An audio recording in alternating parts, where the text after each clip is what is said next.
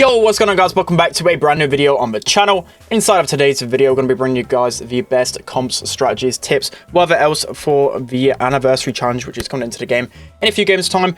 It will be 9 wins and you get a free mega box at the end. So I mean, it's still free prize at the end of the day. You do, I think, get 4 losses, so it shouldn't be too hard of a challenge. So I'll be giving you guys the best comps and what else. So before getting to today's video, make sure you're using the creator code.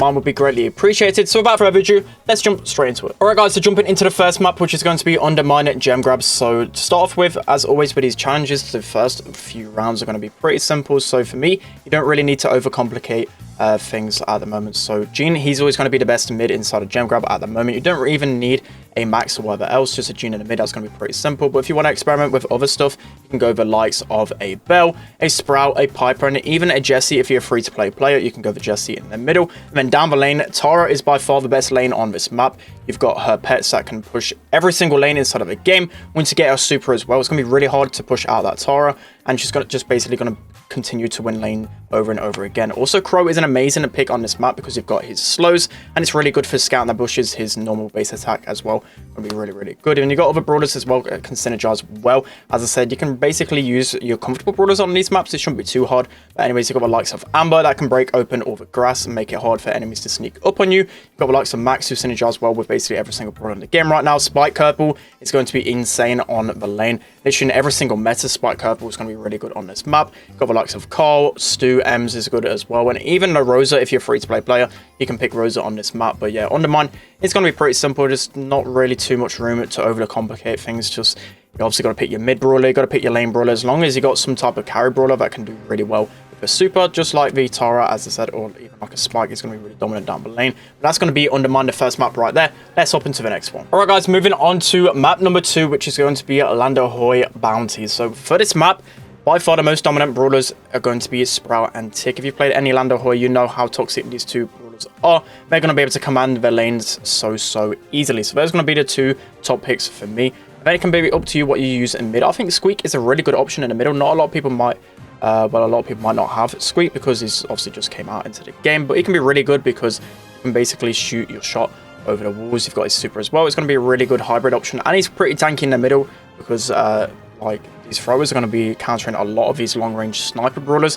Which why I don't really want you to go Piper in the middle, but you can choose it if you want to. Gene's just going to be really good because, again, he's tanky. You can slowly chip away, get your super, and then pull a thrower down the lane. Piper can be okay. As I said, she's really squishy. Sprout can just basically wreck Piper if you don't play it passive. You've got to really play the sharpshooter brawlers passive if you face these throwers.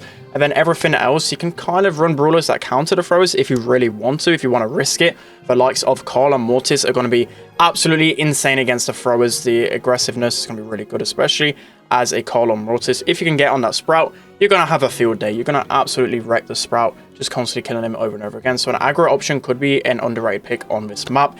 Then you've got the likes of Mr. P, who can be pretty good passively. Byron, okay in the middle. Barley, if you want to run triple thrower, you can probably end up using that. You can probably use like Sprout in mid, and then you could use like a Mr. P as well, or like a Barley. I mean, it's kind of up to you what you pick for this map, but it's going to be really toxic. Make sure you don't lose positioning on this map because you're going to get spawn trapped quite a lot. You don't want to be pushed back in spawn too much. You want to play it kind of passive, chip your way up, and just make sure you don't die often because, as I said, it's going to be really hard for you to push back on this map. But yeah, they're going to be the best picks overall in Ahoy. Let's hop into map number 3. All right, guys, for the third and final map for the anniversary challenge, it's going to be Triple Dribble Brawl Ball. So if you guys know by now, you should know anyway, because like Gene, Max, they're going to be by far the best combo in the game right now, and especially inside of Brawl Ball. So the #1 comp I recommend because of how good of a synergy they are together. You've got a Max, a Gene, and Ems. So basically, with this combination, you obviously want to speed up a Gene with a super or an Ems with a super, and it's going to be so hard to stop these brawlers once you've got all the supers. Ems is just so toxic. You can't really do anything, especially if you've got a hype star power. It's kind of up to you what you prefer. I prefer the hype because you can get so much value if the enemies clump up with the healing. But anyways, just that combination altogether is just going to be really strong. But if you don't like the Gina Max combination, throwers in the middle are going to be the second best option. You've got either a Tick or a Barley. It can be personal preference. I kind of like the Tick a little bit more because you can zone out with the extra range with Tick, and also you're kind of better against more aggro brawlers because you got his super, their gadgets. It can be really good against any sort of aggressive brawlers they go as well. But also on a side note, I forgot to mention why Ems was so good as well. Ems is just really good, especially because Poké Double Tank can be a threat on this map. So if you put Ems in your comp, you're not going to be struggling against Triple Tank, because Ems can basically 1v3 against tanks. She's so good, especially if using that Hyperstar power. But anyways, down the long lane as well, if you decide to use a thrower in the mid, you can't really use like a Max and Jean together. They don't really synergize too well with the thrower, so you'd rather have like a long range brawler down the long lane. That's going to be the left lane, so that's going to be the likes of Bell or B. They're going to be really strong brawlers down the left hand lane, but it's going to be right inside of his gameplay. But you get what I mean from the actual graphic.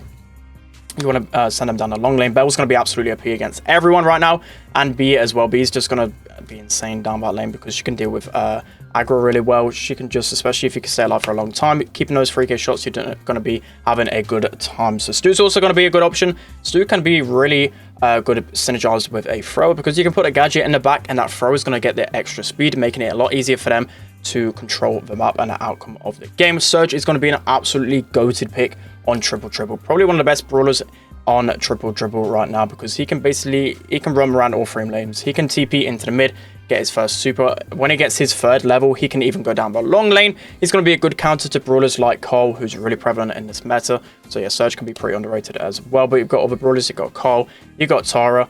And yeah, that's going to be overall the most OP picks on Triple Dribble. Again, it's just all about picking the brawlers that synergize really well with each other. So you can either use the Gene Max combinations or you can use the control combinations. I'll probably opt for, to be honest, a bit more comfortable of a choice like the Barley mid and then like a Surge lane and then like a B or a Bell down the long lane. That probably suits a lot more people's playstyle than a Gene and Max. But yeah, they're going to be the best comps for all of the game modes in the Anniversary Challenge. Alright guys, it's going to be the end of today's video. Only a short one because unfortunately there's only 9 wins. So I mean, it's going to be fortunate for a lot of people because 9 wins should be easier to get right.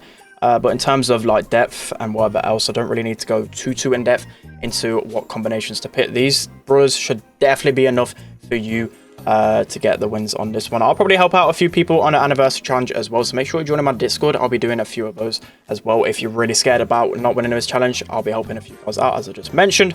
But yeah, that should be more than enough. 4 losses as well. You guys should be able to get this free mega box. I mean, it is free at the end of the day. You should be able to get some good stuff out of that. So yeah, that's going to be it for today's video. Probably tomorrow or the next day, I'm working really hard on a matchups video. It's taking a lot of time. It's probably going to take, I would say, 24 hours plus of just pure data. So yeah, bear with me on that one. But that's going to be it for today's video. I hope you guys enjoyed. Don't forget to like, comment, and subscribe. And I'll see you guys next time.